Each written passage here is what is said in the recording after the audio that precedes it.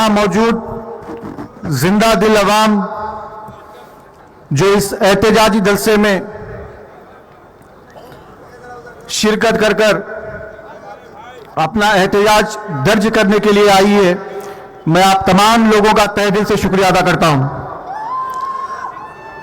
आज इस मुल्क में जब कभी भी संविधान इस लफ्ज को सुना जाता है तो इस मुल्क की आवाम के दिलो दिमाग में इसकी तहफ़्फ़ुज़ करने वाला, इसकी हिफाजत करने वाला शख्स सिर्फ एक ही है, उसी का नाम उनके दिलो दिमाग में आता है। और वो शख्स ऐसा है कि जिसने उसकी जिंदगी में बहुत कुछ खोया है। उस शख्स ने अपने वालिद को खोया, बचपन में अपनी दादी को खोया, और जब इस मुल्क में दलितों पर, गिरिजनों पर, आदिवासियों पर, माइनॉरिटीज पर जुल्म ढाया जा रहा था, उनका हक उनसे छीना जा रहा था, मासूम बच्चियों को रेप कर जिंदा जलाया जा रहा था, मुसलमानों को दाढ़ी टोपी लगाने से रोका जा रहा था, चलती ट्रेनों से काटकर फेंका जा रहा था, उस वक्त उस शख्स ने जब उसकी जान की परवाह भी नहीं की, जब उसको बताया गया कि आप अगर अवाम के दरमियान में जाओगे तो हम आपको कोई सिक्योरिटी नहीं दे सकेंगे, आपकी जान की गारंटी कोई नहीं दे सकेंगे, अपनी जान की परवाह किए बगैर अवाम के मसाइल को समझने, उन तक एक पैगाम पहुंचाने कि इस मुल्क में एक शख्स है जो तुम्हारी लड़ाई लड़ रहा है, उनको यकीन दिलाने के लिए कन्याकुमारी से लेकर कश्मीर तक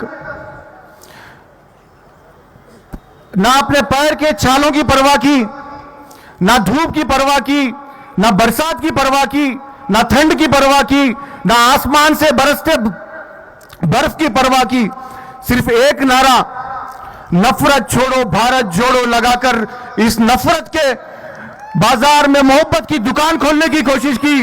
उस शख्स का नाम है राहुल गांधी, और उसी शख्स राहुल गांधी की वजह से अब की बार 400 पार का नारा लगाने वाले चाचा को अब की बार 250 पार करने में भी बहुत सारी तकलीफें पेश आई। और आज इस मुल्क में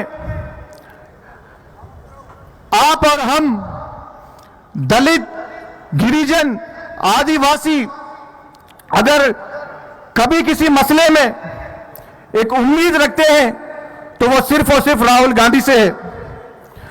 राहुल गांधी वो शख्स है जो उसकी लड़ाई लड़ रहा है, जो उत्तर प्रदेश में हाल ही में संभल में एक मामूली से सर्वे के मसले पर 5 नौजवान मुसलमान बच्चों को काटा गया। उन बूढ़े मां बाप की आंखों में इंसाफ की उम्मीद राहुल गांधी से है।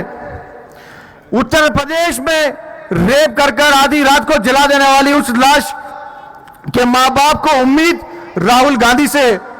इस देश के किसानों को उम्मीद राहुल गांधी से है। इस देश के हर एक तबके के नौजवान को जो पढ़ा लिखा बेरोजगार है, उनकी उम्मीद का नाम राहुल गांधी है। और ये राहुल गांधी ही है जो इस संविधान की रक्षा कर रहा है। और आज वक्त है उस कायद का, उस लीडर का साथ देने की, उसके शाना बशाना चलने की। और हम वो कौम है जिन्होंने